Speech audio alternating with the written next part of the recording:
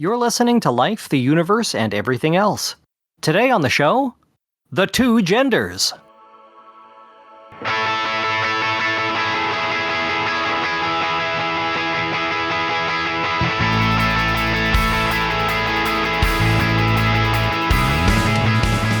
Life, the Universe, and Everything Else explores the intersection of science and society. Original music is produced by Ian James, and this episode was edited by Marissa McCool. Find her on Patreon at patreon.com/QAF.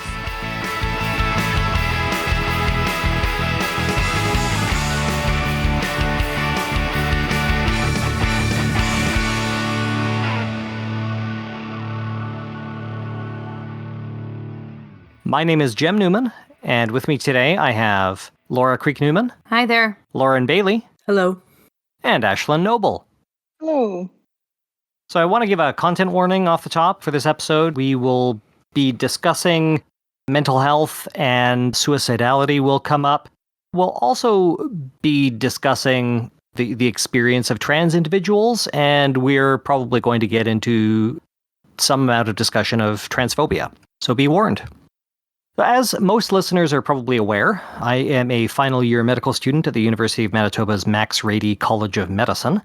As part of a population and public health elective that I did in late 2023, I put together a short podcast episode on the subject of trans health, and specifically how we as a society can best support transgender youth. That episode is actually going to show up in the Life, the Universe, and Everything Else feed shortly, sometime this month, as a bonus episode.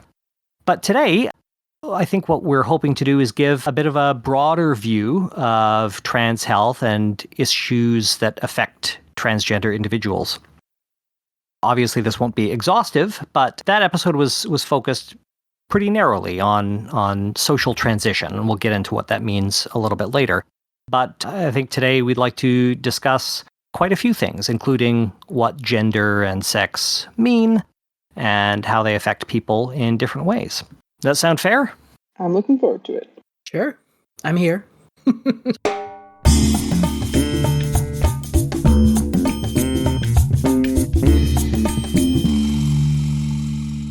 So I think that our audience probably knows what we mean when we say transgender, but just so as everybody's on the same page, we might as well define our terms, at least broadly. Somebody want to take a stab at defining what transgender means? No, this is your show. Okay. So I can give my definition if you'd like. Sure. Someone whose sense of self is different from the gender that they were assigned at birth. That's great.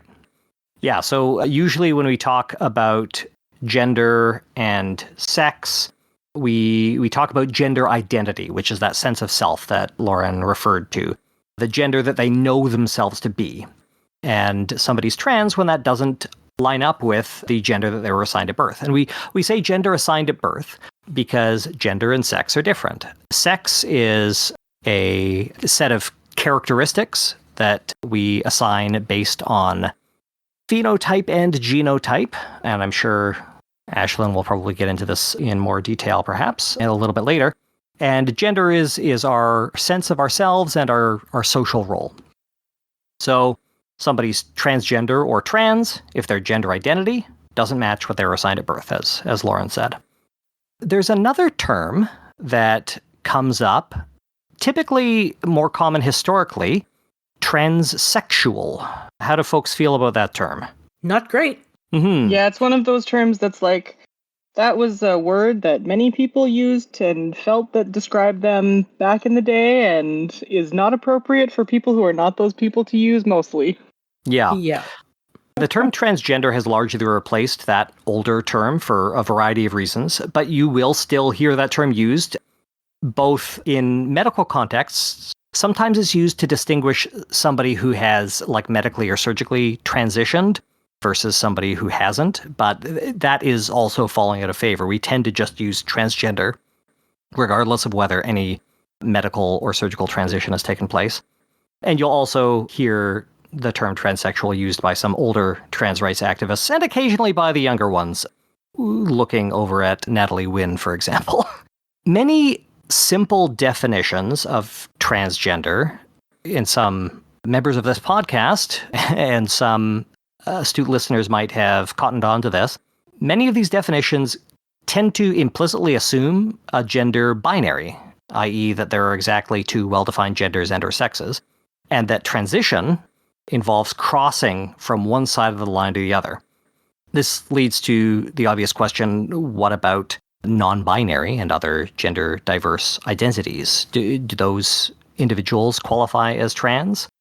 And this is a question that I'm frankly not going to attempt to answer. It's hardly my gate to keep, but I would be interested in hearing from my co-hosts. I'm very much of the opinion that if you feel like you belong under the trans umbrella, that's enough, and you do. Well, I agree with Ashlyn in principle. When it comes to my own self, I struggle a lot, big surprise, with feeling trans enough. Mm-hmm. But I also struggle with feeling queer enough. I have imposter syndrome in every part of my life. I'm glad you're consistent, Lauren. Sorry. The term, no worries. I don't use the term non-binary for myself. I use genderqueer, which is an older term that does fall under the non-binary umbrella. I've met many individuals who identify as genderqueer or gender fluid or agender, which means they don't have a gender, I guess. And yeah, we're not here to gatekeep anybody, but just listeners should probably be aware that some non-binary individuals identify as trans and some don't. Some use gender hormone therapy, some have surgical transitions, and some don't. And that's all valid. Not that anyone needs the cishet white guy on the podcast to validate their identity. So, we have the term transgender or trans, and then we have its opposite, cisgender or cis, spelled C-I-S. So that's the opposite of trans. We shouldn't use slurs on this podcast. Yeah. That was going to be my first point. So the term cis was coined because it is useful when you have a term to have an antonym or an opposite, something that means not trans, because referring to all of the not trans people is just clumsy. So cis is just a Latin prefix that is the opposite of trans. Trans means across, and cis means, I think, on the same side as. Yes. Would be how it would translate. So if somebody refers to cisgender, that just means somebody whose gender identity does conform to their gender assigned at birth. I think we're almost done with definitions, but one thing that I did want to point out is a couple of DSM diagnoses. The most recent edition of the Diagnostic and Statistical Manual of Mental Disorders, or DSM, which is the DSM-5, it replaced the prior diagnosis of gender identity disorder with the new term or diagnosis of gender dysphoria. So gender dysphoria refers to the feeling of discomfort or distress that many trans people experience as a result of the incongruity between their internal gender identity, that sense of self, and either their anatomic sex or the social gender expectations that they experience in daily life. So this language obviously serves to medicalize and thereby arguably pathologize being trans, which many gender diverse folks understandably take issue with. And as I mentioned earlier, it is important to note that while gender dysphoria is common, some trans people report that they never experienced what they would call dysphoria. They didn't feel that discomfort in their own body or sense of self. They just knew that they were a girl, even though everybody thought they were a boy. And that doesn't mean that they weren't trans just because they didn't experience gender dysphoria. Not only that, the experience of gender dysphoria is not wholly confined to the trans community. Non-binary individuals, gender diverse individuals of all stripes, and even cisgender individuals can experience gender dysphoria. And finally, it's important to remember that a person can be transgender regardless of whether any medical, surgical, or social transition has taken place. It's just about this identity, right? The DSM and the broader medical community generally views gender transition, which is the process by which a person's outward gender presentation is brought into concordance with their internal gender identity. They view gender transition as a means to minimize or eliminate gender dysphoria. Do folks have any opinions about this stuff, gender dysphoria as a concept, whether it's meaningful or useful? Like, gender dysphoria as a concept is obviously a real thing, but because of the way that trans people and people in general have been medicalized, sometimes it is overemphasized. And again, I would like to state that my core belief here is that if you feel like you are trans, that's probably enough. The emphasis on treating or curing dysphoria has led to a lot of people that are like, well, I feel like maybe I could be happier as a different gender, but it's not really that upsetting to me, so I'm just gonna cruise along with the status quo when they could be exploring that beautiful side of themselves. Mm. So that medicalization is, to some extent, a side effect of the medical system that we are stuck with right now. So one of the reasons I did a short period of time at the Trans Health Clinic with a K here in Winnipeg, I was just shadowing, so I was just observing, basically.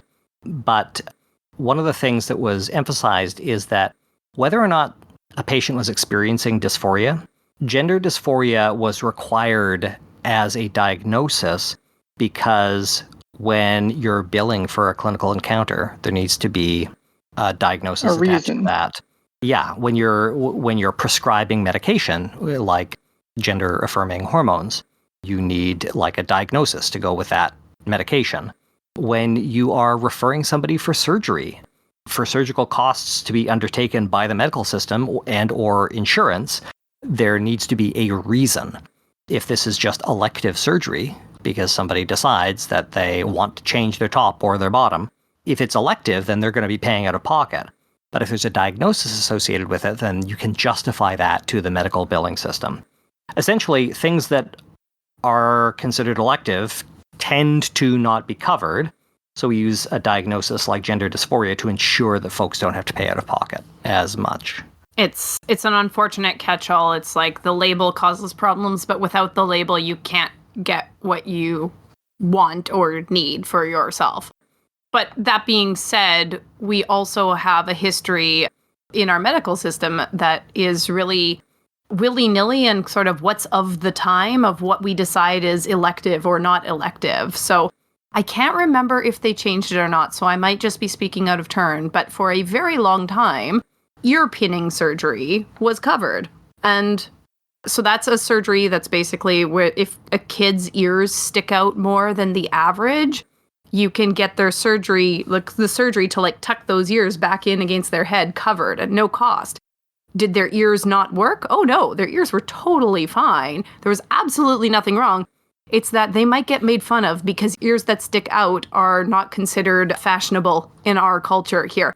So we decided that, yeah, we'll pay for that, no problem. But other things are totally optional. Yeah. Which is absurd. So I use that as a good example of things that like, yes, and. So Ashlyn, I guess this brings us to the question, are sex and gender really binary?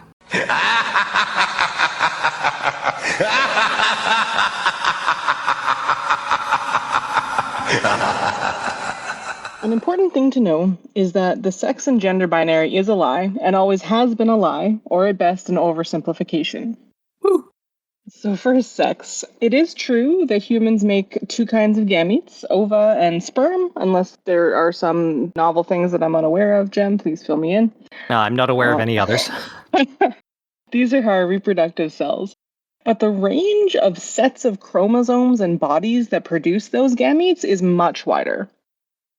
In addition to folks with XY chromosomes, who usually produce sperm, and folks with XX chromosomes, who typically produce ova, you've got folks with 1X, folks with 3 X's, quadruple X, quintuple X, XYY folks, who almost never know there's anything different about themselves at all, plus a whole bunch of kinds of mosaicism that I did not understand well enough to put in here properly.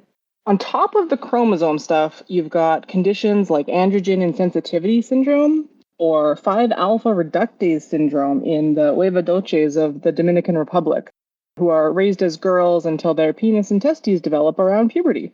There's gonadal dysgenesis, where your gonads just never develop or induce puberty as normal, as well as many intersex folks who may have typical chromosomes and hormones, but who are born with genitalia that are not easily categorized into one of our two easy slots.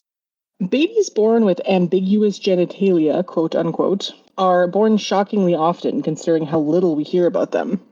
Even with the most restrictive definition, quote, if the term intersex is to retain any meaning, the term should be restricted to those conditions in which chromosomal sex is inconsistent with phenotypic sex, or in which the phenotype is not classifiable as either male or female.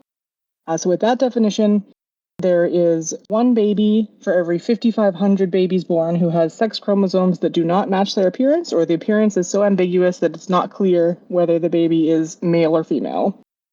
And that stat, of course, doesn't count the folks who never know that they have any kind of intersex characteristics.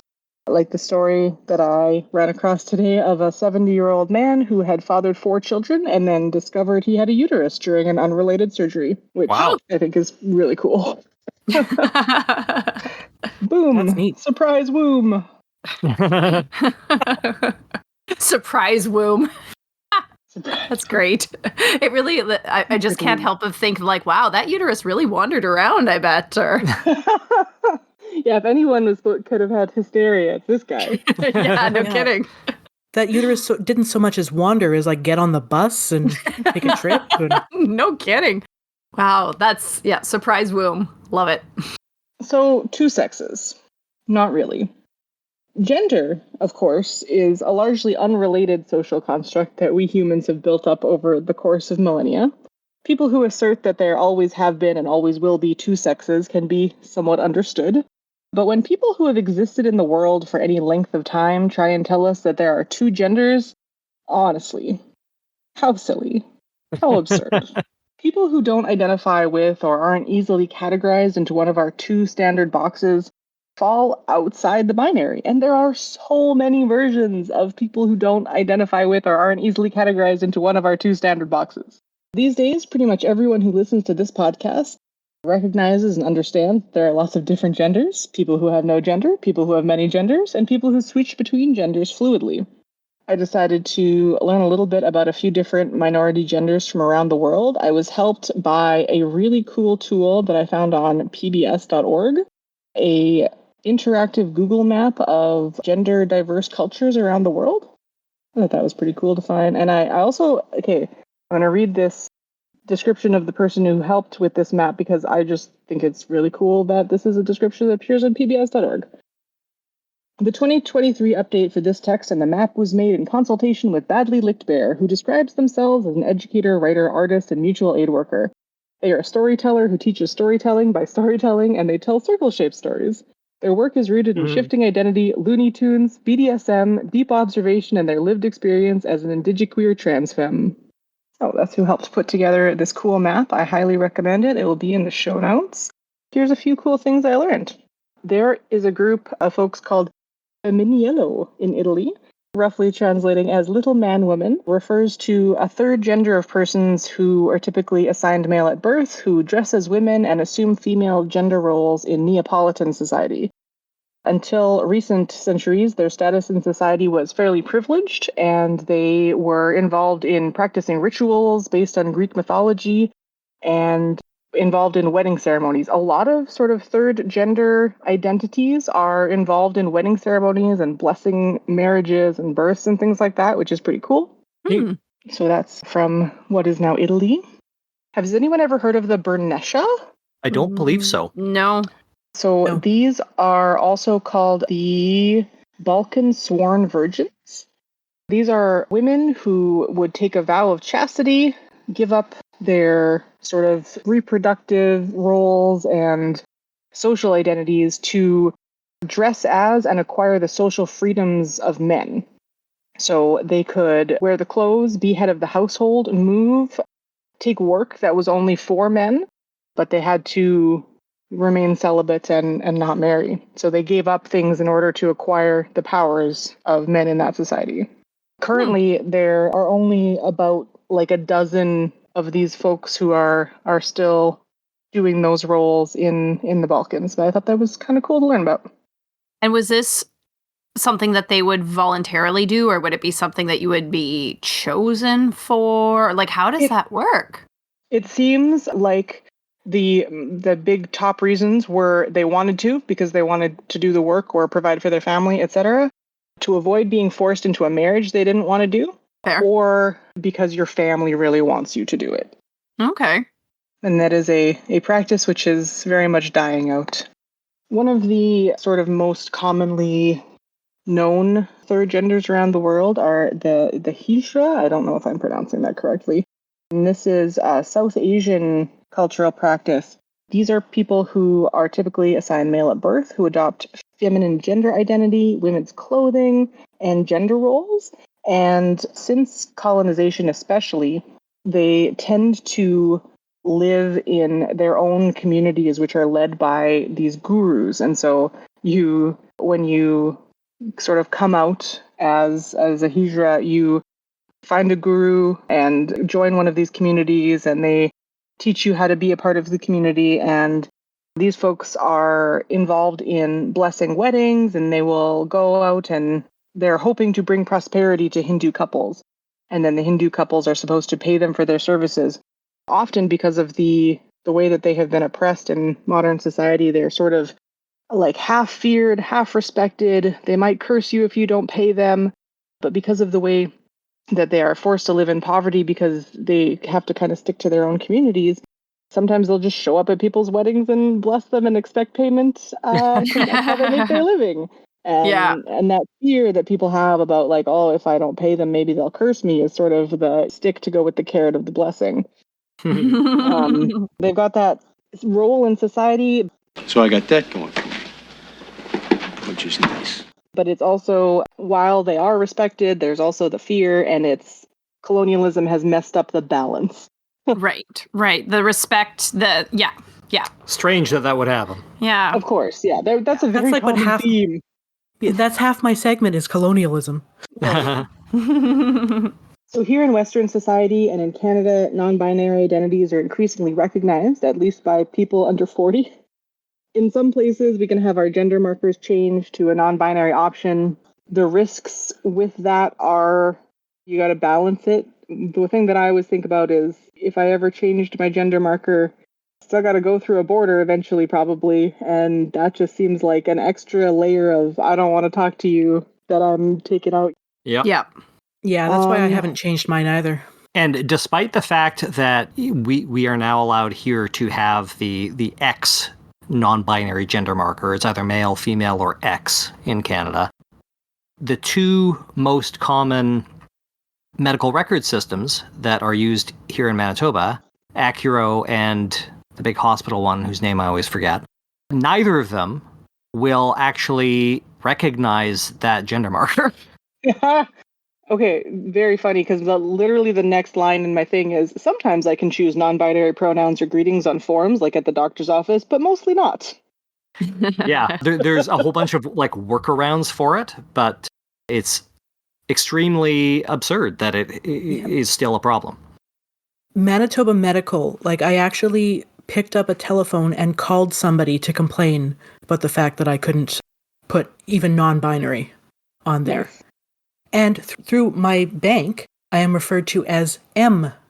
Lauren Bailey, because they still require honorifics, but they don't have like an MX or something. So I am now officially a French man in the eyes of Scotiabank.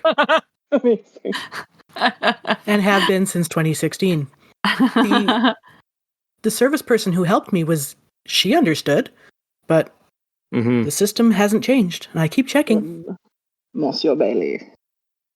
I think Lauren, you need to get an online like Reverend certificate and just go by Reverend. I have one. Well, then there you go. Yeah, problem just solved. go by Reverend. But I don't want to. I don't want there to be an honorific. No, fair enough. That's a whole other fight. They're trying to be less honored, less revered. Yeah, tell them your story about capital I's. No thanks. This is not a Lauren's Trauma podcast. Well, this episode's only about one part of Lauren's trauma. All right. Oh yeah, I was also going to say, some non-binary people choose to and can access gender-affirming care here. many cannot because of weird, outdated reasons like Jem mentioned about needing a medical reason to do things. It's kind of a mess in general. And one of the only clinics in Manitoba that will deal with it. We've had friends tell us that they really only will help you if you are choosing to medically transition, which was shocking when I heard what clinic it was, but... When you say medically transition, do you mean like surgically or with hormones or? All of that falls under medical transition. Okay. Because typically, under the medical system, we make a distinction, and this is inside baseball that you would have no reason to know, but usually we make a distinction between medical treatment, which is typically with a medication, like a pharmacologic treatment, versus surgical treatment. So that's why that's disappointing. But any kind of care, including social transition care, like getting your name changed, is like an 18-month wait right now. Yep. Absurd. Yeah. Sorry, Lauren, was there a larger point you were working towards there? It was mostly because this individual is non-binary and wasn't interested in any sort of medical or surgical transition, and then they said there's nothing we can do to help you. Yeah. That's all. I wanted to address just a couple of super common misconceptions that the wider world has about non-binary people and other people that fall outside the two boxes. Non-binary people aren't all androgynous. I saw a shirt. I still haven't made it for myself. Femmes can be thems too. Love it. Not all non-binary people need to dress in kilts and vests or whatever. Like, I get so many ads for androgynous clothing, and it's just... Or the color gray. Somewhat tailored men's clothing. Yeah. Well, yeah, it's like the two kinds of shirt are women's and unisex. Yeah. Like, I still have a great pair of tits, and I'm fine with those. So let me fit my genderqueer body into something. We don't all have monolithic pronouns. There's 1 million pronouns. Just do whatever the person you're talking to tells you to. That's great. It's not that hard. Stop telling us it's hard. That would be great. And just like small things that you can do to make the world more welcoming to people that are outside of the binary. Stop addressing large groups as ladies and gentlemen is just like the floor that you can step over.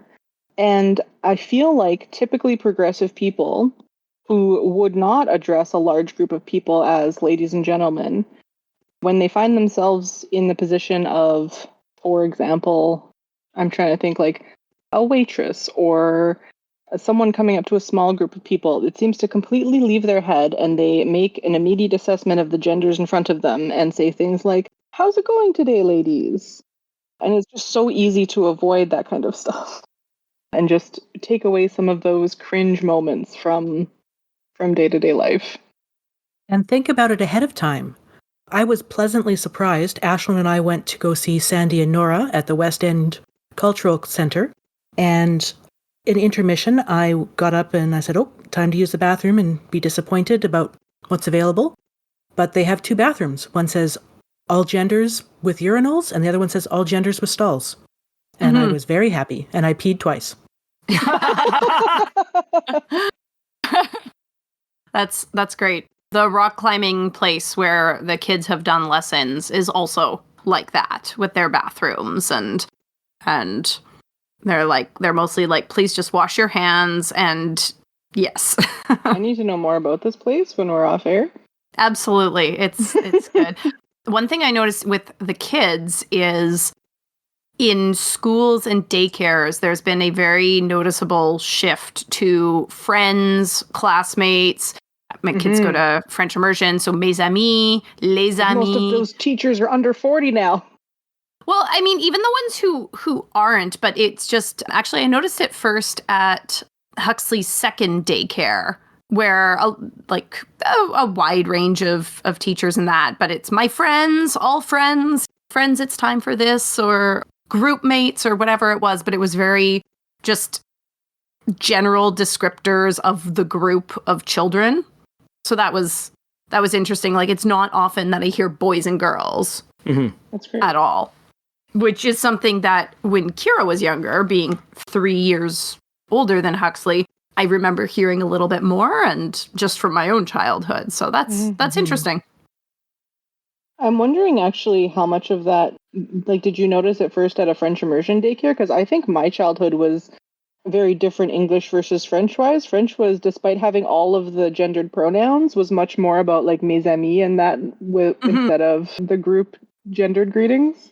The daycare where we first noticed it was English. Yeah. Okay, interesting. Yeah, we noticed it. We noticed it at the English daycare first, but yeah, absolutely. Mes amis has just been a staple of, or les amis, mes amis has been a staple of the French approach to addressing a group of children, in my own experience as well. So I think that lends well, but just hearing it in English, friends, or there's other ones that I've heard, but very like inclusive. Yeah. Romans, countrymen. Country people. Oh, I'll be sure to tell William Shakespeare he needs to update his language. Yeah, right. Quadrupeds! Lend me your ears! I'm kind of irritated that I have like the perfect transition to throw to Laura, but Laura's not next. Before we throw to anybody, I would just like to mention the one thing that I see when you get into discussions with TERFs. That's something that we didn't include, or I didn't include in the definitions off the top. A TERF is another supposed slur to go along with cis that gets tossed around. And the term is falling out of favor for a very good reason, I think, which is not that it's a slur, but that it's inaccurate. TERF stands for Trans Exclusive Radical Feminist, and a lot of people who are described as TERFs because they exclude trans people from their feminism don't like it, and so say TERF is a slur. But a lot of these folks are so cozy with the far right that they cannot, in any reasonable degree, be described as feminists. They tend to self-describe as gender-critical feminists these days, I think. Regardless, they love wearing shirts that say, like, was it J.K. Rowling or Posey Parker who came up with that definition of woman, adult human female? They love wearing their definition shirts. And I'll often see them, like, come into the mentions of somebody, and then that person will respond by asking that, because they're arguing about definitions, the definition of woman. And I often see the classic response, please define chair in such a way that it includes all things that are a chair and no things that are not a chair. And this is just a means of illustrating that even very basic things that we understand cannot actually be clearly defined in ways that there are no exceptions. Yes. Because reality is complex. And Define invariably a sandwich, they will... Yeah. We've done several episodes on this. Still the best episodes we've ever done. Often they will give a definition like something that you sit on, and they'll say, okay, great, so a horse is a chair. Cool. Honey, do you like my new shoes? You are a chair, darling. I can dream, Harold! They'll say something that you sit on that's made by people. They'll say, okay, cool, a bed, a table is also a chair. And the definition will become more and more and more complex and try to include so many more narrow things that it starts excluding things that are chairs. Right. Venn diagram starts to collapse. Yeah, exactly. Yeah. And it's very funny to witness, and eventually they'll stop responding. They've gone away. And It's Diogenes' problem. Plato said that man is a featherless biped. So Diogenes ran in and held up a plucked chicken and said, behold a man. I think that I mentioned when I was talking about Rowling, but the variation on TERF as fart always entertains me. Feminism appropriating ridiculous transphobe. I like that one. I'm actually curious, Jem. You said there was a good reason why TERF is falling out of favor. I haven't seen that. Oh, the reason that I've seen is just they're not feminists. And the definition includes feminist in the title, but a lot of the transphobes that are described as TERFs, some of them would describe themselves as like second wave feminists or whatever, but a lot of the people who get described as TERFs are not, who are part of the same group, wouldn't even self-describe as feminists. So right, and now I see that that's what you were saying before, but I didn't connect it to that statement. I see. Yeah. So we're taking away their ability to appropriate the word feminist. Yeah, well, Just like Nazis had socialist in their name. Yeah, very much, yeah. yeah, it doesn't mean anything. Yeah, I wanted to add that being non-binary, feeling like you're not inside these two boxes that society has dictated for you, it's not a trend. It's not something that is just in the media right now, and I know we're going to touch on that a lot later, but people need to think more about the left-handed hockey stick graph and how I'm always amazed at how many stories you hear on the wider internet, but also from friends of when they describe their gender to their parents as like, you know what, I've just never quite felt like blank, or this just fits for me differently, and here's why. And they say, oh, I think a lot of people have those feelings, and yada yada, and other revelations that, as one of my best friends told me when I was talking about things that were making my brain think, those aren't cis feelings.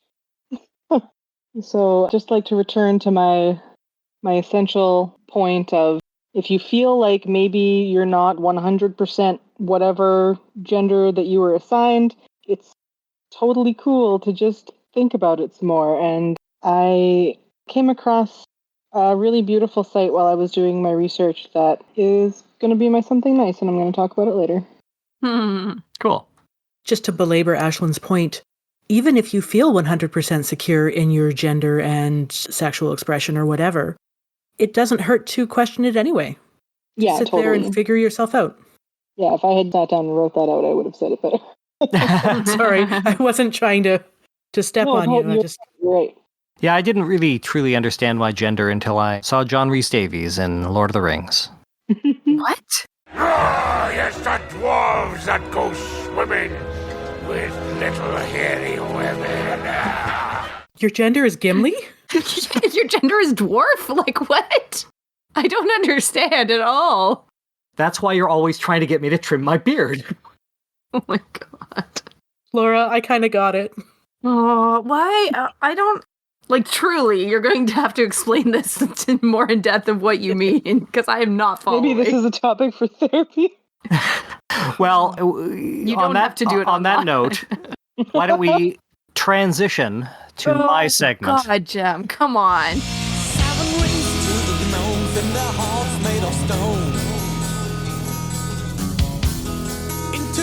There's an extensive body of research demonstrating that transgender individuals, especially trans youth, are at an increased risk of anxiety, depression, and suicidality. A 2016 study published in the Journal of Adolescent Health by Veal et al. Reported that Canadian transgender youth were nearly 10 times as likely to experience depression compared to the Canadian population as a whole. A 2019 study by Thoma et al. Found that transgender youth experienced suicidal ideation at more than twice the rate of their cisgender peers. These youth were also more likely to attempt suicide and engage in non-suicidal self-harming behavior. Opponents of trans rights have used these statistics to discourage societal acceptance of trans people, suggesting that being transgender is inextricably linked to poor mental health. So let me be crystal clear. This is false. And the evidence that it is false is overwhelming. I'll be discussing some of it in a minute. But the fact that this is false doesn't stop TERFs and so-called gender criticals, or farts, as Ashlyn likes referring to them as, from using these dismaying statistics as a bludgeon against trans rights. Critics of the so-called trans agenda will also point to the fact that gender identity disorder, and now gender dysphoria, is a DSM diagnosis. They point to this as proof that transgender individuals are mentally ill by definition. And by doing so, they show both their transphobia and their bias against neurodivergent individuals.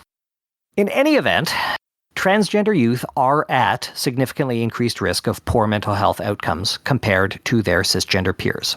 So this segment is based in part on some research that I did on that additional podcast episode that I mentioned earlier that we'll be releasing as a bonus episode. And that bonus episode will have some additional content in it too, so feel free to listen even if you're listening to this segment as well. But happily, There is a robust and growing body of evidence suggesting that early access to medical transition, including gender-affirming hormone therapy, has a significant and consistent positive impact on mental health and psychological functioning among transgender youth, putting their measures of mental health on par with their cisgender peers. So this evidence shows that when we give trans kids access to gender-affirming medical care, there isn't this disparity in mental health. So studies have shown and continue to show significant reductions in depression and suicidality among trans youth who have access to these transition resources. So transition here is most often viewed through either a medical or surgical lens, but a broader view of transition includes social transition, which involves the adoption of a name, hairstyle, clothing, and pronouns associated with an individual's affirmed rather than their birth gender. And medical transition may not be appropriate in every case for every individual. Some trans youth aren't ready for or aren't interested in a medical transition, as we discussed earlier, especially with some non-binary individuals. And some parents might understandably worry about the irreversible nature of some of the changes that are brought about by gender-affirming hormone therapy or surgical care if their children later decide to detransition. However, this is a point that we have to bring up every single time. It is important to keep in mind that undergoing a natural puberty also entails irreversible changes that trans children may later regret. Yep. So, Number one complaint that I hear from friends of mine who transitioned later in life is that I wish that I had done this earlier. yeah, there are changes to body shape, to bone length, to secondary sexual characteristics, hair growth patterns. Voice changes are typically quite prominent in those who undergo a masculinizing puberty. And these are all also irreversible changes, just like you would get if you had gender-affirming hormone therapy. And for that reason, there is a push to use so-called puberty blockers, which essentially delay the onset of puberty to allow a child more time to explore their gender identity without having to undergo these irreversible changes. We have some evidence suggesting that there don't appear to be any adverse outcomes. In some cases, there might be some reduction in total height that is achieved in some individuals, but that is not fully attested. But we don't really have any strong reason not to do puberty blockers, for what it's worth. When we talk about gender-affirming hormone therapy, so not just these puberty blockers, but sort of what we might call cross-gender hormones, where you're sort of adding in new hormones rather than just reducing the effect of existing hormones on the body. There are a small number of medical conditions that are contraindications. And so not everybody can take gender-affirming hormones. It tends to be more common in older individuals that they'll have these, like people who transition much later in life, that they would have these contraindications. But some kids can have them. And there do also remain significant barriers to access medical transition for trans youth, including financial barriers and even legal barriers in some jurisdictions, including many American states, something that I believe Lauren may touch on in their segment later. We shall see. A supported social transition in which with the support of family, teachers, and peers, a trans child adopts the pronouns of their affirmed gender, alongside changes in dress and hairstyle and often name. That is not only a typical precursor to medical transition, it can also serve as a completely reversible way for a child to try on a new gender identity and allow caregivers and peers a chance to sort of acclimate to the change. So with all these sort of challenges and ideas in mind, the core question that I wanted to address with this segment, when I looked into the research around social transition, was whether there was evidence that, like medical transition, social transition could also improve mental health. I found two recent studies that address this question more or less directly. The first was by Olson et al. It was published in the journal Pediatrics in 2016. The second study was by Durwood et al., and it was published the following year, 2017, in the Journal of the American Academy of Child and Adolescent Psychiatry. So I'm going to describe these studies sort of in broad strokes. Feel free to hit me up with any questions about the way they worked, though. The Olson study asked the parents of 73 socially transitioned trans kids aged 12 and under about the mental health of their kids. So they were talking to the parents and they said, hey, how are your kids doing in terms of their mental health? The parents were tasked with rating their children's levels of depression and anxiety using standard metrics that used in psychiatric assessments. The authors also looked at rates of anxiety and depression among those kids' cisgender siblings and among age and gender identity matched cisgender controls. What they found was surprising. They found no difference in levels of depression between the socially transitioned trans kids and their siblings, and no difference in levels of depression among the trans kids as compared to their age and gender identity matched cis controls. There did appear to maybe be a mild increase in anxiety among the trans participants compared to the cis kids, but it did not actually reach the point of either statistical or clinical significance. So we can't really conclude that there was a difference after all. The authors concluded that, quote, these results provide clear evidence that transgender children have levels of anxiety and depression no different from their non-transgender siblings and peers. That's honestly shocking to me that it wouldn't even be clinically significant extra levels of anxiety, because being trans in this society is terrifying. Yeah, and I agree. The important thing to note here is that the 73 trans kids that were studied here were well-supported, socially transitioned kids. So they had support of their families, and they had support of their school system. And that's not something that every trans kid, far from it, that every trans kid has access to. Pretty different, but still, just a little bit of, I don't know, it's amazing. And like what we have internally felt and kind of known, but that means nothing to science. But yeah, just to have not even significant, if you were properly supported at home and at school, just no difference, even though our society fucking sucks. That's amazing. Yeah. How old were these kids too? They were under 12. Okay. I think so they had not as aware of the wider world for sure. Just, yeah, that's something that I can totally understand, just having kids under 12. So we'll get into the next study then. Though it was similar to the Olson study in most respects, the Durwood study looked at a slightly older group of trans youth, up to age 14, who had undergone a supported social transition.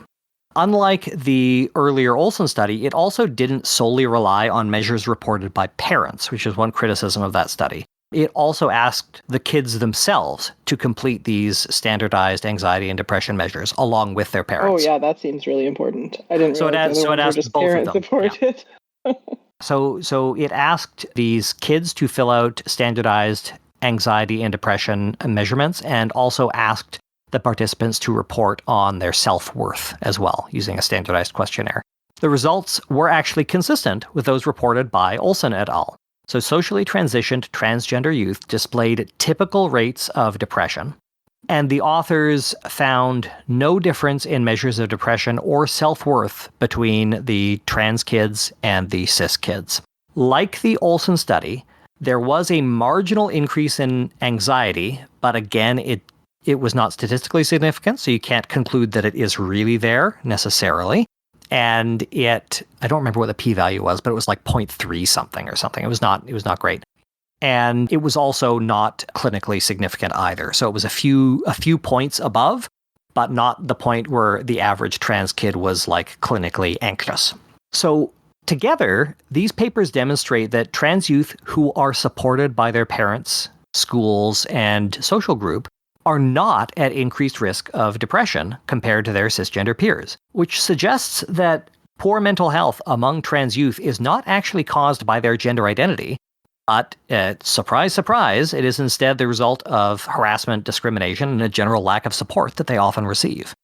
So, if listeners are interested in more details on what a supported social transition actually looks like, I go into that at length in the bonus episode that we'll publish later this month. I have specific recommendations for both teachers and parents on how to approach social transition at home and at school. And these recommendations come from researchers, parents, and most importantly, trans people themselves. So the first half of that bonus episode will kind of recap a lot of what I've discussed in my segment so far, and then the second half goes into how we do a social transition for folks who would find that information useful. As I mentioned, this second study looked at a slightly older group of children than the first, some of whom had also just started taking puberty blockers, and a small number of whom had begun medical transition with the aid of gender-affirming hormones. So this provided the authors an opportunity to compare the mental health of these three subgroups when they did their analysis. Perhaps surprisingly, they identified no differences in depression, anxiety, or self-worth between these subgroups either. While it wasn't the aim of this study to find differences like these, and we can't draw conclusions from these data, it is possible that a supported social transition is enough to kind of erase the mental health gap. And a supported social transition may have a greater positive impact on mental health than medical transition does, at least in the early stages, which is interesting. Makes sense. Like I said, I'll go into more detail in the bonus episode about how you go about doing these social transitions at home and at school, but it's not hard to get right. It's pretty straightforward. It's also surprisingly easy to get wrong, primarily because lots of people, not everybody, but lots of people are really rule-oriented and obsessed with following like the letter of the law. I actually encountered this recently during my child and adolescent psychiatry rotation, where there's policies in place for how patients are referred to, and you have lists of patients with their room numbers on like big boards that are displayed in common areas on the ward. And there was a consistent issue where trans patients who were a child and adolescent psychiatry, so these were youth, where trans patients on the ward always had their legal name on the register at the front. Their preferred name was also listed, usually in parentheses, after it, but it was very frustrating to see over and over again. And it was a problem that one of the residents that I was working with had brought up actually on my first day. She was talking about this. Or the first time she walked into the room, she said, "Okay, can we stop dead naming these kids? Can we just like get that off the board?" And she had a meeting with some of the nurses about it. For those who are not aware, dead name is the name assigned to a child prior to transition in people who have a new name for themselves. So not all trans people will take a different name when they transition, but most do. And it's generally considered fairly rude and in some cases traumatic to refer to people by their dead name. At the very least, it's disrespectful. In the same way that if somebody has repeatedly said, "Hey, I go by my second name," if you repeatedly just call them by their first name instead, that's disrespectful at the very least, right? Well, again, a good example of how we do this all the time when cis women get married and change their names, or people get divorced and change their names back or something like that. Like, if you've changed your name and I am this now, you expect to be called that. And in our society, we are pretty good at learning those kinds of things. And it's pretty rude if like, "Hey, I'm divorced now, I'm changing my name back to this." And people are like, "Oh no, I'm just going to call you this other name forever." It's like, well, actually. Yeah, until you've changed your driver's license, I'm going to refuse to call you by your maiden name. Sorry. Yeah. Yeah. So again, nobody would do that. Nobody would do that. Right. But when it comes to first names, that's a big problem. But yet we all have that uncle who's like, "That's his real name? I never knew that," because everybody called him such and such. And we were all fine with that. I went by Stuart for a year in third grade because I moved to a different school and I got tired of being beaten up for being a kid named Jem. And then I went back to my old school and I changed it back. Did you ever really feel like a Stuart? I don't remember. Fair. I think like I might you. have. I like Jem better. Yeah, I'm okay with it now. Because you are Oh, God. Don't say it. An adult? truly outrageous.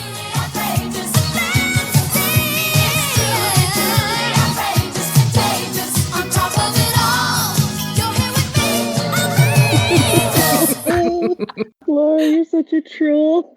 Anyway, last week I showed up on the ward on Monday and we had another, like a different kid. And again, their dead name was up on the board.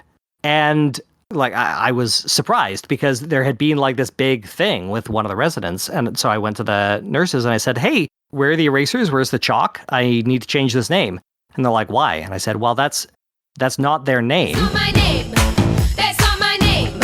That's not my name. We're going to put up their name. And for identification purposes, for medical legal reasons, you have to have some identifier there that's legal.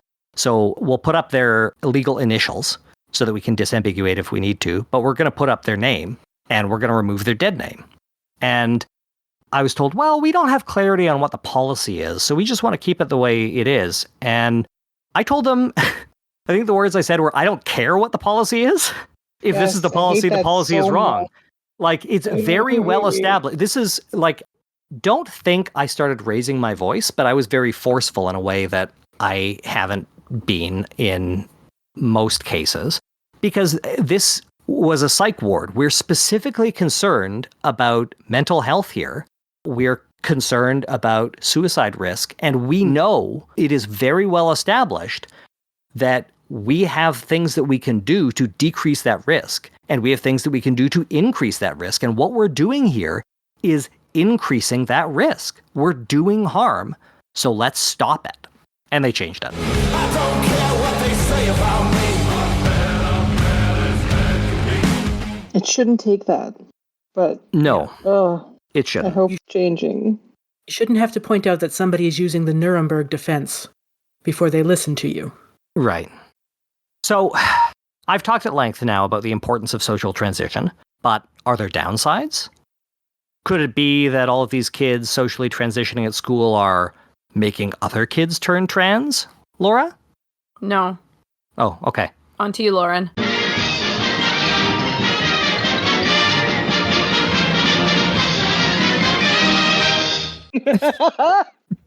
Perfect. Great. No further words required. No, I agree. Laura's segment is just the word no. Oh, it's really hard to answer anything other than that when you set it up like that. Good segment, Laura. Thanks. I worked for 20 minutes on it. Oh, man. I am going to stick with the answer no, but let's talk a little bit more about why the answer is no. Kids these days aren't all just falling under each other's spells and joining in with those trans things as a way of, I don't know, being different or difficult or whatever it is, as some groups out there might try to have people believe.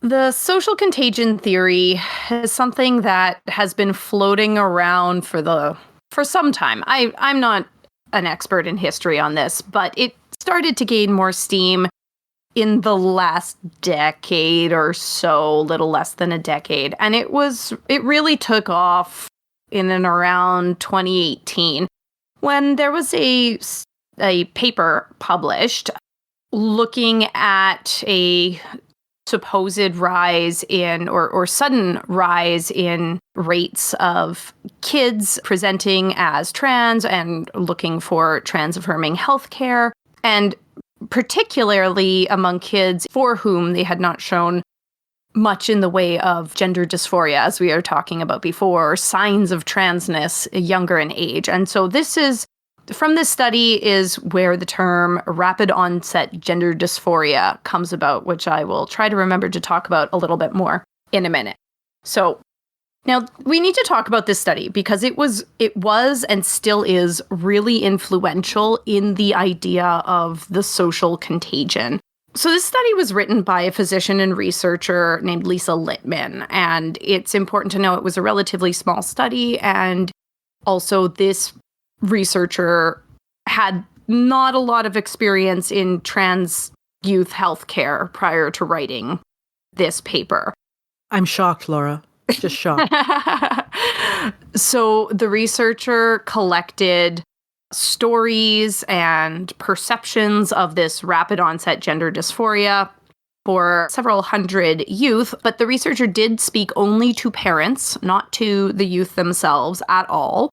And there are a lot of questions and concern and critiques about the methods that speaking only to parents, especially when the youth in question were adolescents. So we're not talking about preschoolers or young early years school children who may have difficulty expressing themselves or answering more complicated questions. We're talking about 12, 13-year-olds or older in some cases. So children who are largely capable of talking about many different things. Also, there was a big concern that the recruitment was done in a potentially very biased way, seeking out recruitment in anti-trans or trans-critical spaces online. And we all know what a cesspool the internet is, so just find the worst of it and go get your people there. So all of this came down to, one, the coining of the term that like the rapid onset gender dysphoria, which means these kids were just fine until they met up with these other kids online and then suddenly they want to be trans. And it also loosely posited the theories that increased access to transgender spaces and ideologies online and in social media were encouraging these kids to adopt a trans identity, either as a way of fitting in socially and gaining social power, I guess, and or a way of avoiding one's problems in life, or both. So from there, anybody who was already trans-critical just took the study and ran with it. Now, it is important to note that the author herself has said that she feels that the research was taken out of context and shouldn't be used the way that it is, and also that she still thinks that we need to be very careful with people who show rapid onset gender dysphoria. So there's a mixed bag in that. The paper itself has been heavily edited, and the type of paper it has been changed as well. So that speaks to how much it can be counted as evidence. Nevertheless, this paper is a founding document in much of the rhetoric and many of the bills that are trying to be passed, the anti-trans bills that are out there as well, and is in fact cited verbatim sometimes in the presentation of these bills in different legislatures around the US. So with this new diagnosis, now, Jem and I will talk about this, but the diagnostics in mental health, they love them a new diagnosis, so they'll join in on that. But also they're not very good at always distinguishing, is this really a thing or not? But once it's out there, it's really, really hard to retract. But we need to look at it more so. So there are several assumptions in this whole situation, the social contagion theory, that we really need to examine. The first is that the assumption, and often the assertion by anti-trans groups, that there are exponential and unexplained rises in the number of kids presenting as trans and looking for gender-affirming care.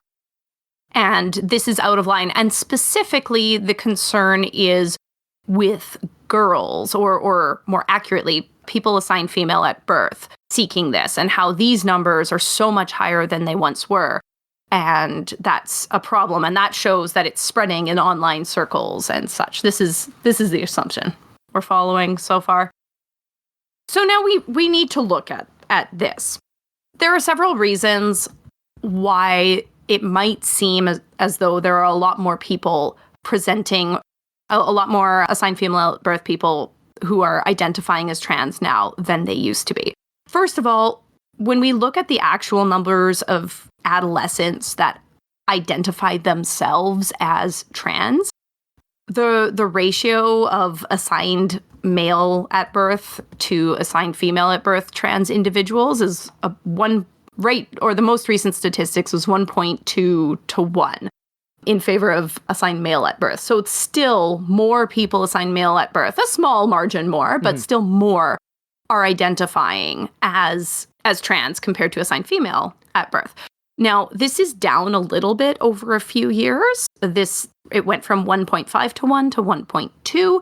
And this was all outlined in a large study published by the American Academy of Pediatrics in 2022, which we'll link to in the show notes. But it's also important to point out that change isn't that there are, in fact, more people who are assigned female at birth identifying as trans. It's that fewer people assigned male at birth are identifying as trans. Oh, really? Yeah. And so that was the change, the equalizing. Huh. Mm-hmm. That's really interesting. Which is really interesting. So in people who are, and this data is taken from a large nationwide survey in the US where teenagers themselves in high school answer the question. So this is directly from these people. So we're not having parental or teacher interpretation of somebody's gender identity. It's from themselves there. So these are really the best people to know who they are to themselves. So from the kids themselves, we're not seeing this change. Where we do see some changes is that there is a higher number of people who are assigned female at birth presenting to gender identity clinics for medical care. Now, organizations like WPATH, which is the World something on Transgender Health. The World Professional Association for Transgender Health. Thank you. Again, brain is off. This organization publishes all sorts of guidelines and guidance documents and does a lot of research on these notes here. And so they have mentioned that there are higher rates of people assigned female at birth presenting for medical care. However, they are very careful to point out and refute the automatic, aha, see, we told you there's an uptick, by saying this largely demonstrates changes in medical access and in social norms and acceptability and referral patterns. This does not imply that there is a sudden increase in people who are assigned female at birth suddenly identifying as trans. So for some people, that could seem like a subtle or even non-useful distinction, but it actually is a very useful distinction to think about, that it's not just the one, it's the other aspect of these things that is far more likely. They also point out very astutely that people presenting for care at gender clinics do not encompass all people who consider themselves trans, as we were talking about earlier, because especially in countries like the US, where medical care is dictated by your employment and income, there are going to be a lot of people who would love to access gender care and simply cannot afford it or are excluded for many, many reasons. And so you are not going to get an overlap. The sample at the clinic is not necessarily just a smaller sample of the greater population either. So that's something that we need to look at. Another issue that we need to look at with the social contagion is even deeper, and it goes back to good old sexism and assumptions about gender and that. So a strong argument that is important to keep in mind with this is that we, as a society, tend to worry more about what is happening to the, in quotation marks, girls and what's happening to them. And also at the same time assume that they can't make their own decisions, that people who are assigned female at birth can't make decisions of what is best for them and what they know about their bodies. And thus, we are very, very worried about the girls being affected by this social contagion. Also because we all know that girls in social media, it can't be controlled. Barf. So long story short with that, we have a very strong social bias towards worrying about these things. So anytime we think there might be an uptick in something to do with girls changing or making decisions for themselves and changing things, we get very concerned. And we stop trusting that these individuals might know themselves better than we do. And then lastly, let's go back to that sexism, but we have an assumption when it comes to transgender people. We have a societal assumption that that means assigned male at birth and trans feminine for a lot of reasons, because there is a lot of challenge in our society and a lot of expectations of what a man should be and what it shouldn't be. And for a long time, that was the most and even only visible type of transgender person that existed or even became accepted or something.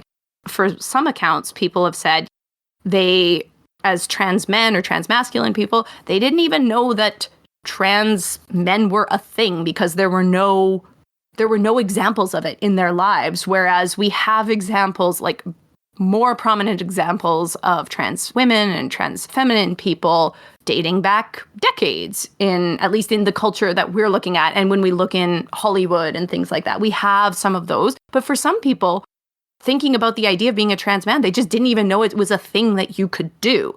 Also, we do tend to see a bit of a difference in age when kids present for gender identity assessments and care and medical transition and things like that, where kids who are assigned male at birth do tend to present younger, whereas kids assigned female at birth do tend to present older. So it's more in the like early years age, so 6 to 9-ish for assigned male at birth, whereas it's more in the early adolescent years or puberty years for assigned female at birth.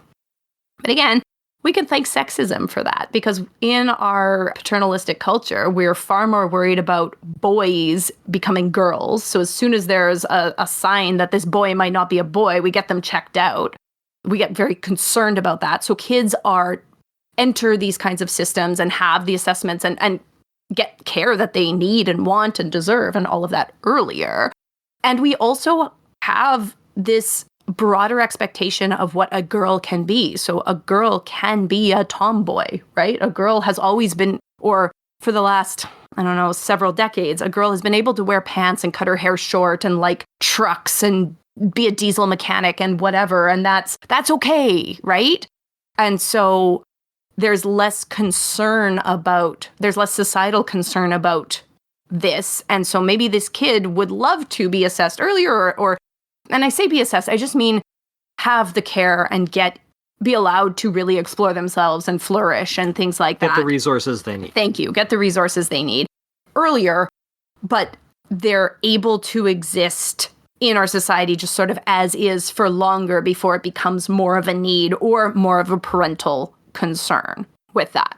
So no, the numbers aren't really going up. There isn't an exponential rise. There's probably a general rise overall in people who feel comfortable identifying as trans because society is changing. And as hard as I can only imagine it is, I hope it is getting better or safer in many ways. And it's talked about more openly, and people can see examples of people like themselves out in the world, and then they can feel more able to say things. But we are not seeing a difference in one group versus another group. It's just sort of rising all along. As for the whole idea of, I'll fit in better, all my friends are trans, and therefore I need to be trans in order to stay with my friends. Well, no. If we know anything about humans forming connections with each other, is they seek out other people like them. So far more likely is they already found people who were kind of like them and made friends with them, and then maybe they all got strong enough together or felt comfortable enough together to come out as who they are to the rest of the world. But just like people who like D&D go and find other people who like D&D, and people who like cars find other people who like cars, right? Artsy kids know where the other artsy kids are, right? It's the kind of thing, you find people who you feel you can be yourself with. And I have repeatedly remarked on the sheer number of traits that I ended up sharing with some of the first people that I really connected with on the internet, friends that I made in book fandoms 15 years ago, and we ended up having 6 of the same diagnoses or whatever. And just all these things that sort of converge, and like we didn't lead very similar lives, but in the end we found people who were similar to each other even though we met at 15. Right. Yeah.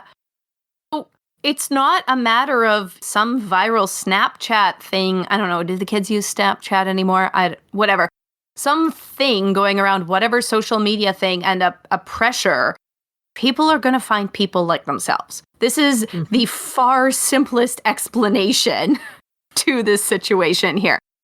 And to further this, that same study from 2022 that by the American Academy of Pediatrics, they tried to look at this. They tried to say, okay, well, if kids are identifying as trans as a way of fitting in or avoiding bullying or having better social standing, how are they doing with that? And so they took a proxy measure because that's the best that you can do. But they looked at the rates of bullying, mental illness, and suicidality in trans kids. And they compared it to cis kids who were sexual minorities in the same schools and areas, and also to cis kids who were not sexual minorities in those same schools.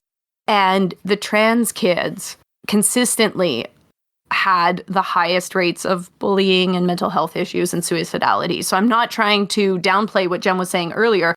It was just saying we would expect that if kids were jumping on a quote unquote trans bandwagon to try to fit in or to be cool or something, then they would not be bullied, that they would not be feeling badly. They would not have these mental health challenges.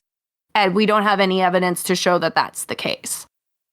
Right. So if it is a bandwagon, it's a very small and sequestered bandwagon. And It's people something keep that putting you were- sticks in the spokes. Something Yeah. that you were talking about earlier made me think about, like, the queer kids have always hung out together, and the queer kids are continuing to hang out together. They just know that they are the queer group now instead of being the theater kids or Yeah. or feeling like there's something wrong with them that they can't totally. put their But finger on or whatever it even is. loners, when loners form our little tiny groups, I don't know. Something about it just feels like we're all doing the same thing. We're just more cognizant. It's safety in numbers, even if we don't know what our numbers are. Right. Yeah. Yeah. So, no, there's no social contagion. If anything, there is more access to information and for people to be able to connect to the world and maybe understand themselves better and find a group out there and be able to say, oh, okay, this is me. I get this now. I can explore and figure it out and oh, look, there's other people that are kind of like me. Isn't that cool? No one is trying to convert anybody. People are free to roam around these internet spaces and see what they want, and they'll pick up what sticks, what they like, and they'll put down what they don't like. So if they're landing on things and they're feeling comfortable enough to say, hey, yeah, this is me now. This is me. This is the me who I am. Then great. Speaking from somebody who discovered their own gender identity in mid to late 30s, it would have looked like sudden onset. Because all of a sudden I'm like, I don't really think I'm a woman. But that's been percolating in my brain for years. And I finally had the knowledge and the words and what I needed to make these decisions within myself. So I'm sure it's the same for children when they learn it. Once you learn what terms, it's like, hey, that speaks to me.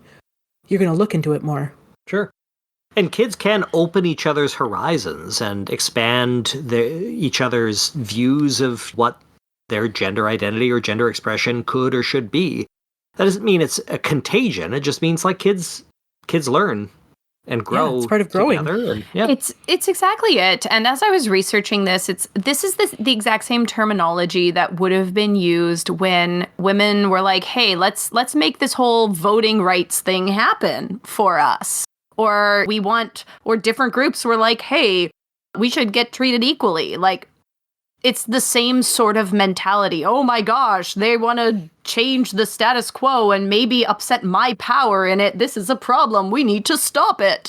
We haven't really talked about this so far in this episode, but this is another thing that's very reminiscent of like the gay panic. Yeah, exactly.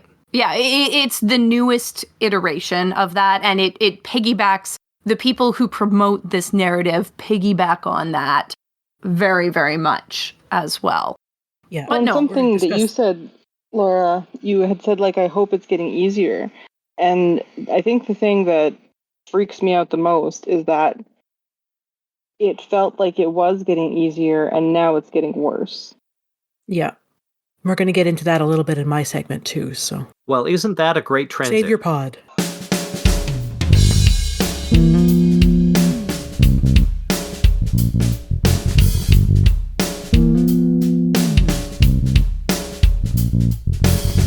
What some turfs and farts will tell you. Trans people have been around as long as cis people.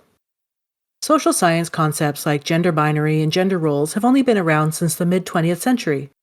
So how we classify historical folks will always be different from how they saw themselves. And, of course, as with any group made up of those not in power, our stories have been winnowed and removed from the historical record. There is also not a credible record of intersex people through history as well, and I don't want anyone to come away from my segment feeling that I was ignoring anyone. I just don't have access to a lot of their records. Obviously, before getting into where we are sort of now, I can't go through the whole of trans history around the world, because we're trying to get out of here at a decent hour, which we have failed at. And again, a lot of trans and non-binary stories have been suppressed. So I'm going to do a bit of a speed round. I'm spending more time in ancient times to show that we've always been here.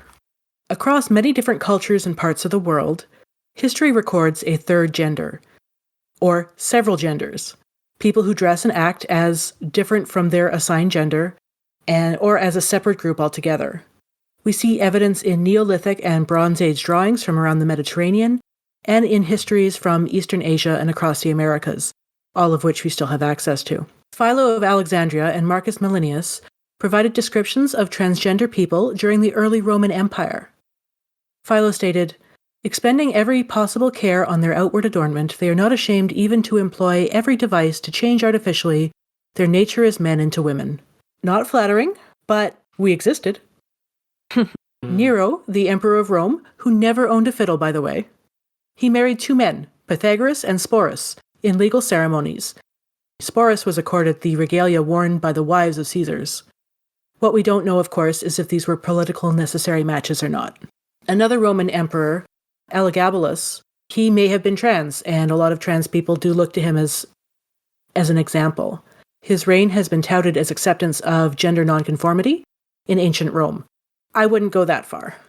According to Cassius Dio, Elagabalus delighted in being called the mistress and wife and queen of Heracles, which was one of his lovers.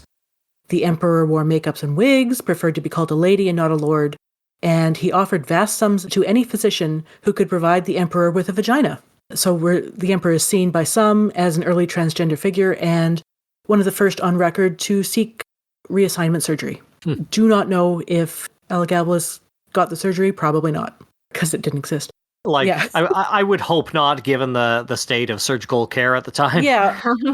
I mean, I didn't go into the histories of eunuchism and things because that wasn't always a chosen pathway. I get the impression that it was rarely chosen. Yeah. So yeah, we're not going to go into that. But when we do start looking at the expansion of the Abrahamic religions into the Middle Ages, through the early modern age in Europe, we get more examples as opposed to these few shining ones that I gave from the ancient period. They're not as nice. A lot of the instances end with either prison or death penalties for people who are either dressing or marrying or living how they feel as their own selves. So let's move on. In 1895, the Circle Hermaphroditos became the first transgender advocacy group in the United States. Evidence for the circle really only exists in one autobiography of a member, and its members, of course, only knew each other by pseudonym. So there's some people who doubt whether it existed. The 20th century saw the beginning of confirmation surgeries, starting in 1906 with Carl Baer, who was born intersex and assigned female at birth, and received the first surgery and then alteration of his birth certificate to male. He also worked closely with Magnus Hirschfeld to document his life in an autobiography, especially his childhood of knowing he was a boy but having to live as a girl. If the name Magnus Hirschfeld sounds familiar, I covered him and his Institute of Sex Research in episode 178, where we discussed medical tragedies through history, because research from Hirschfeld and other trans researchers at his institute were pointedly destroyed by the Nazis in 1933. Give a listen back to 178 for that story.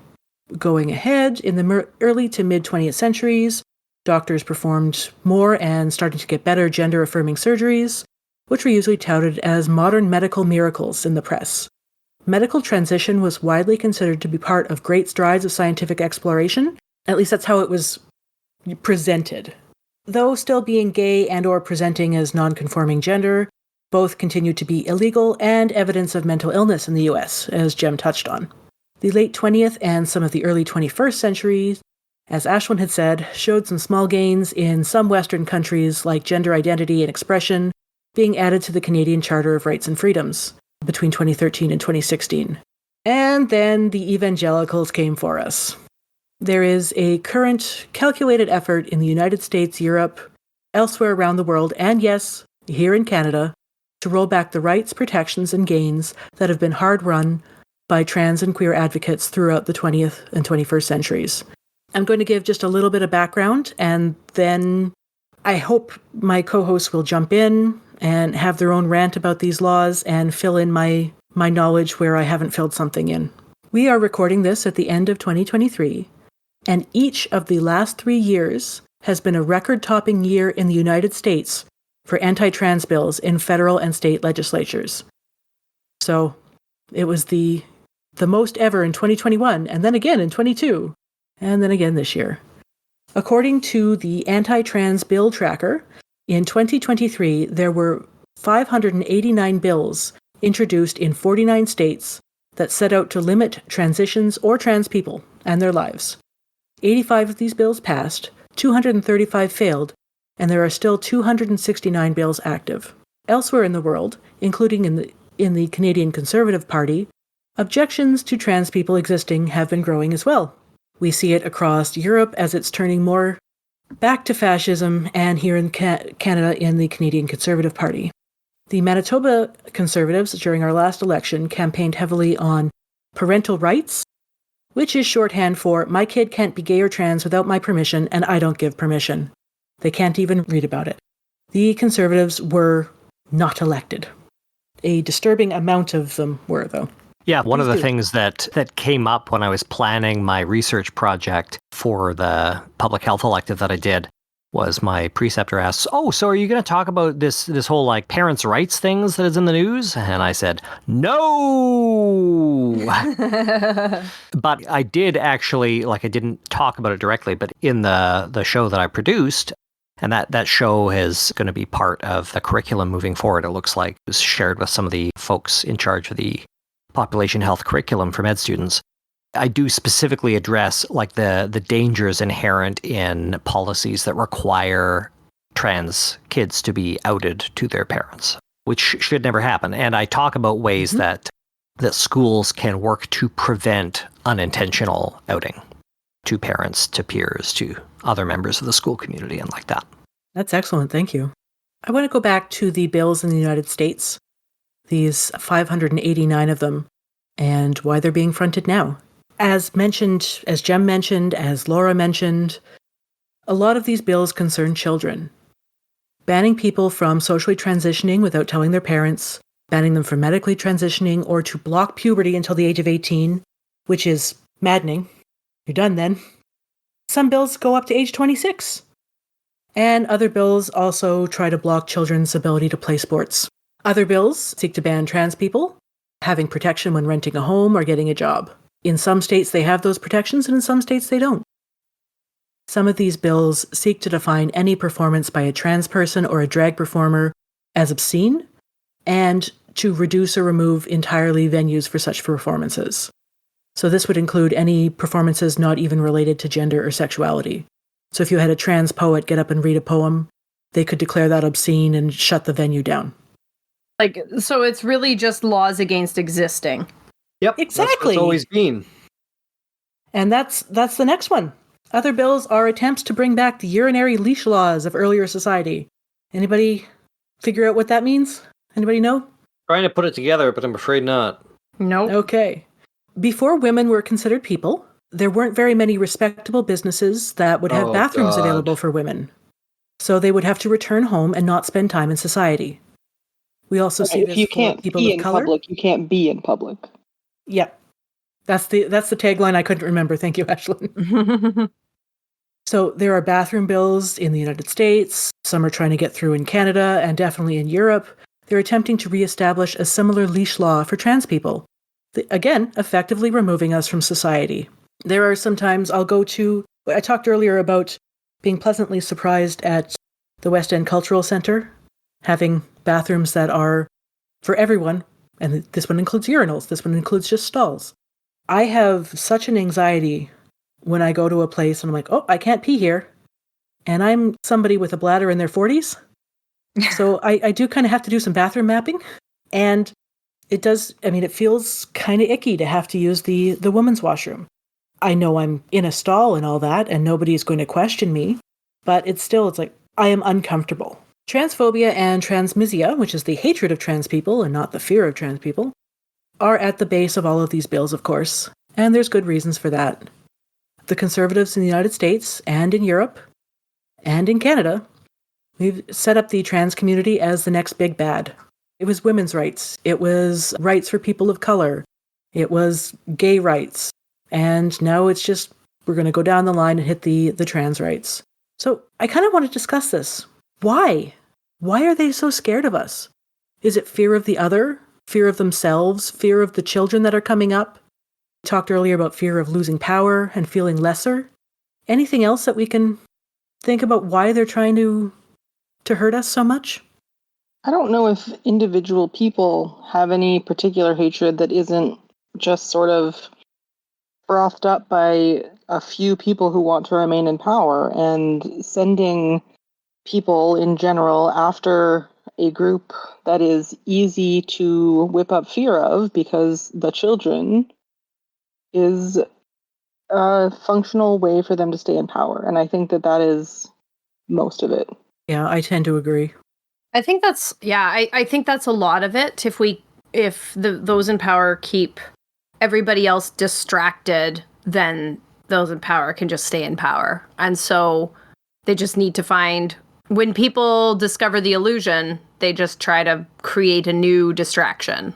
On an individual level, I think this goes back to the conversation of exploring oneself and who they are and what it is and how intensely scary that is for a lot of people, especially who were brought up and still live in this kind of conservative society that we have.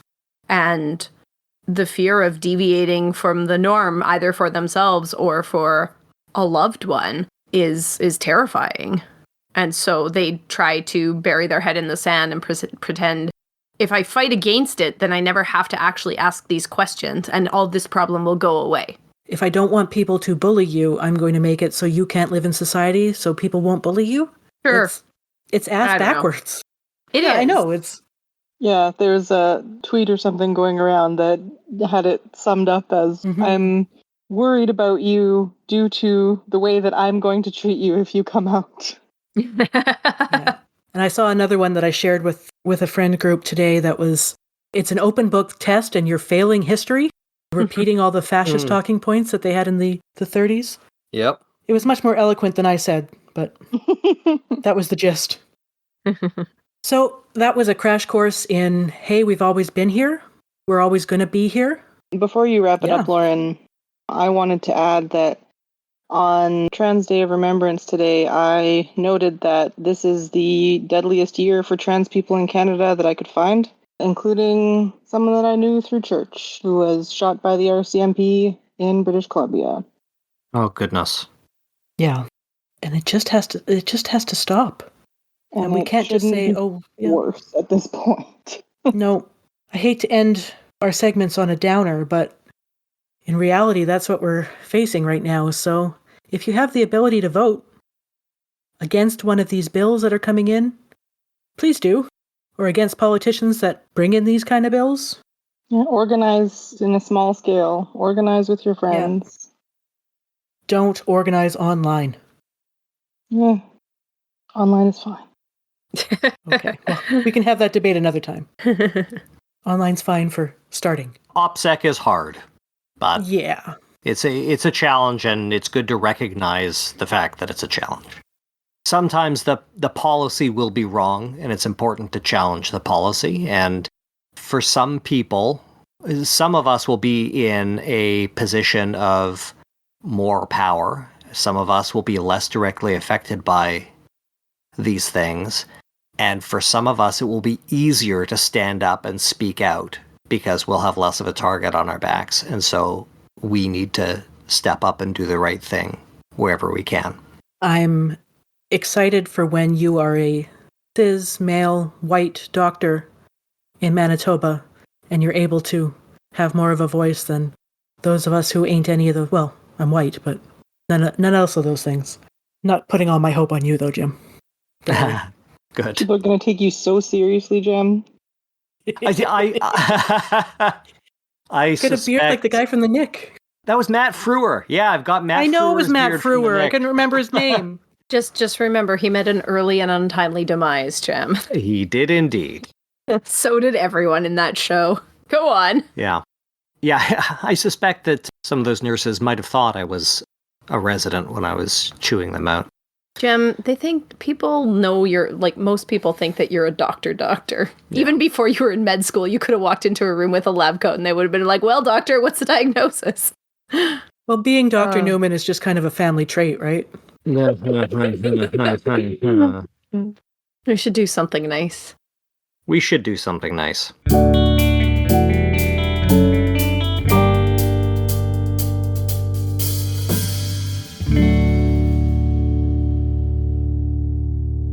Who wants to go first? I can, but I've just done a lot of talking. First of all, our child, Ember, who is a cat, has been getting way too much screen time lately. She has learned that our phones can have videos of birds and squirrels on them, and now she basically demands them all the time. And currently, as we speak, she is hunting the Pokemon on Kyle's Switch because she believes that all birds on screens are for Ember now. Hold on. She has learned? That is suspicious use of the passive voice, Ashlyn. She has been trained? Lauren has trained her to look at screens at all times? Excellent. Ashlyn and Lauren have trained her to look at screens. Okay, who's more to blame here, though, Lauren? She has learned very efficiently that the humans in her household do not put up much resistance to getting her what she wants. Oh, absolutely. You can call us suckers. We are suckers. My cat is getting too much screen time. That is a new one. Does that make you feel better about our children and their screen time? But something nice that I wanted to talk about is a website that I found while I was researching this segment that I just love, called adventuresintimeandgender.org. They have a few episodes of a podcast, which I haven't listened to because I didn't have time, but they have this whole website full of just like cool resources and questions and these little wormholes full of little history lessons and beautifully illustrated stuff, all from different like trans and queer authors and contributors. I wanted to share a couple of the things that I found that were really meaningful to me, including this really cool exercise that sort of speaks to what we were talking about before, about like, even if you are very comfortable with your gender and your sexuality, like, here's something you can do. So it's an exercise called Labels That Say Yes. Settle yourself in a quiet space, close your eyes for a bit if that feels comfy for you. Take a couple of deep breaths and let yourself feel calm. Relax your shoulders, soften your face, quiet your mind as much as you can. You're invited to ask yourself some questions about language and labels, and then use your senses to help you figure out if the answer is a yes, a no, or a maybe. First of all, ask yourself a couple of questions that you know are a firm yes for you. You can do this with your inner voice or by speaking out loud, like, am I breathing? Do I like my favorite food? And after asking the question, say yes. This can be out loud or not. And when you answer yes, notice what your senses do. How does your body respond? What does the yes feel like? Is it in a particular place in your body? Does it have a sensation? And repeat this, but this time ask yourself questions that you already know are a no for you. Do I like least favorite food? Am I 102 years old? After asking the questions and responding no, again, check in with your body. What does that feel like? Now, ask yourself a couple of questions that you know are big no's for you and follow them up with a yes that you know isn't true for you. And notice how that feels. What does it feel like when you answer in a way that isn't true for you? How does that show up in your body? What is the feeling of saying something that you don't agree with or is outside of what you wish for? You can use this information to try out some language and labels for yourself. Experiment and play with words, labels, and identities by asking yourself questions and noticing how your body responds. Does it feel like a yes, a no, or perhaps somewhere in between, a maybe or a might be space? Am I a trans person? Am I non-binary? I enjoy being masculine. I enjoy being feminine. I am anything you want to put there. Of course, they note that it's not a definitive way to figure out what labels work for you, and just a way to sort of do a vibe check. But I thought that it was pretty cool and meaningful. Yeah. That's awesome. Thank you. Among the other resources that I really enjoyed, many of their pages include some sort of questions to ask yourself at the end. And here's a couple that I really loved. How does thinking of yourself as a good ancestor help you to make decisions about what's best for you now? Oof. Right? Oh my God. Here's another one. What do you hope for the next generation? Could you hope for that for yourself too? That's my something nice today. Adventures in timeandgender.org. Cool. Really neat. Put that right at the top of the show notes. Please and thank you. Will do. Can go next. There's a problem with doing this show once a month. Something happens immediately upon our previous recording, and then we don't get to talk about it for another month. But I just want to remind everybody that Henry Kissinger is dead.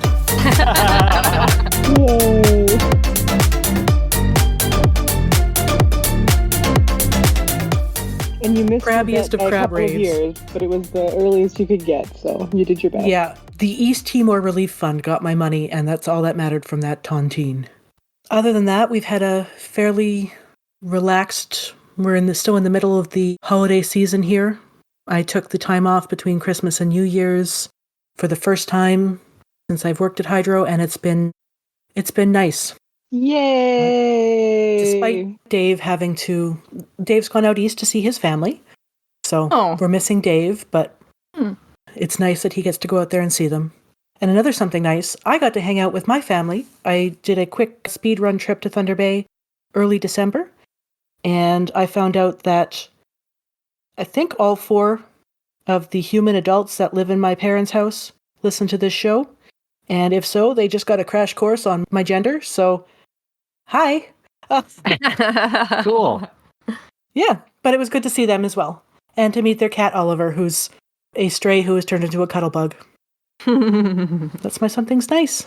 And Lauren will Nice. never say anything, but they would really appreciate if you would pick up on the pronoun usage. So my something nice over the last month was reading a new book. Not a new book, an old book. A book from 1937. But I just finished it a couple weeks ago. It's called How Do You Live? It's a novel by Genzaburo Yoshino, who is a Japanese editor and novelist, obviously. It was only translated into English in the last decade, I think. And it was one of the inspirations for the new Studio Ghibli film that came out, The Boy and the Heron. And it's a relatively quick read. It's about a 15-year-old boy named Junichi Honda, or Honda Junichi, or Copper, who is growing up in Japan, in one of the districts in Tokyo, and his relationship with his peers at school and his relationship with his uncle. And it's just lovely. It's a very thoughtful and kind book. And it was just a delight to read. And I liked it very much. It had a warmth to it, and you could really put yourself in this, or I could really put myself in this boy's shoes, and it just has a lot of kindness and thoughtfulness to it that I really appreciated. I thought it was great. And the new Studio Ghibli movie, The Boy and the Heron, is good too. I liked that as well. But this book is my something nice. How Do You Live by Genzaburo Yoshino. It sounds really lovely. I had a something nice and then a piggyback, and I lost the piggyback one.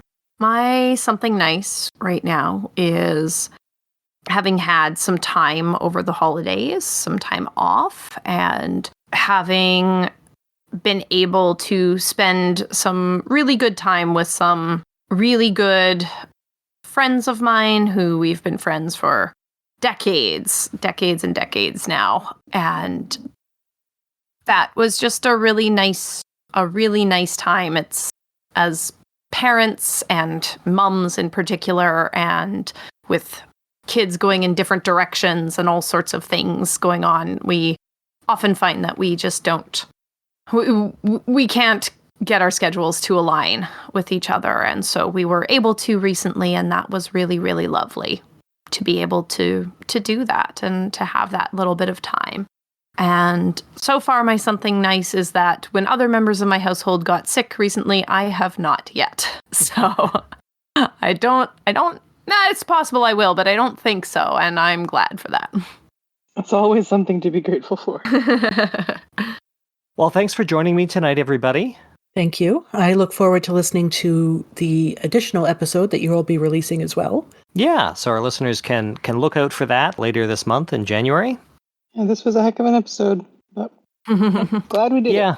It's so been many one more pieces, but yeah, it's been a big topic that we've been wanting to talk about for a long time, and there's always a lot more to talk about. So if our listeners have any feedback or any other things that they'd like to hear us do a deeper dive into, you're welcome to drop us a line. You can send us an email at lueepodcast@winnipegskeptics.com, or you can comment on our website, lueepodcast.com.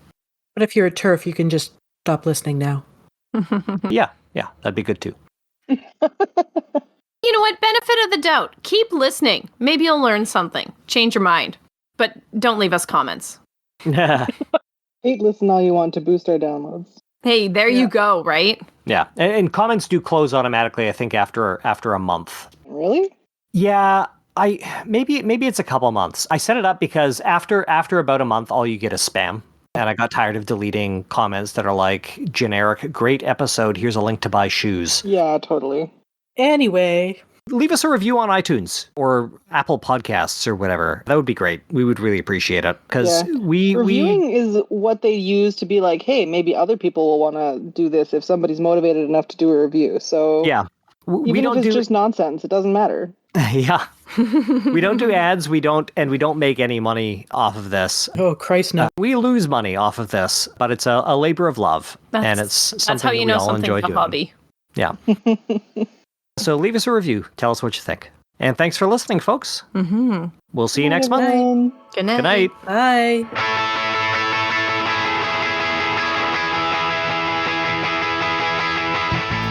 Show notes and references for all of our episodes are available at lueepodcast.com, where you can also find links to donate or get in touch. If you'd like to support the show, the best way to do that is with a review on Apple Podcasts, or wherever else you found us, or by sharing this episode with a friend.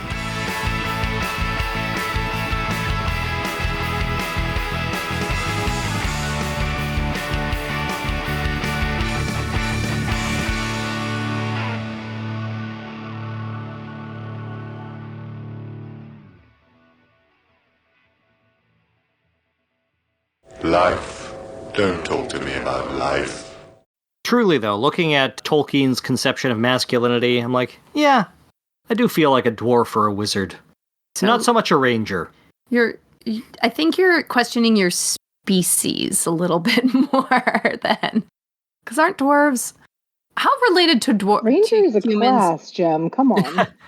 But dwarves, like how related to humans are dwarves? They're not. There you go. They were created separately. They were created. They were not even. They were not even created by the same god. Actually, humans or men and elves were created by Eru the One, Iluvatar, whereas the dwarves were created by one of the Maiar. Which one was it now? I forget. She fashioned the dwarven fathers out of stone, and they gave rise to the entire dwarven race. But there were no dwarven mothers mentioned at that time. It's a little bit confusing. Maybe they just, for a long time, they just had like budding, like yeast. Yeah. And this in turn has given rise to the belief that there are no dwarf women, and that dwarfs just spring out of holes in the ground. That would make sense. Yeah, also, I think it's funny that there's a whole group of people who can remember and pronounce the name Iluvatar very easily, but have a real hard time saying she instead of he. Yeah. Wow, now we have to keep this entire outtake. Damn it, Laura.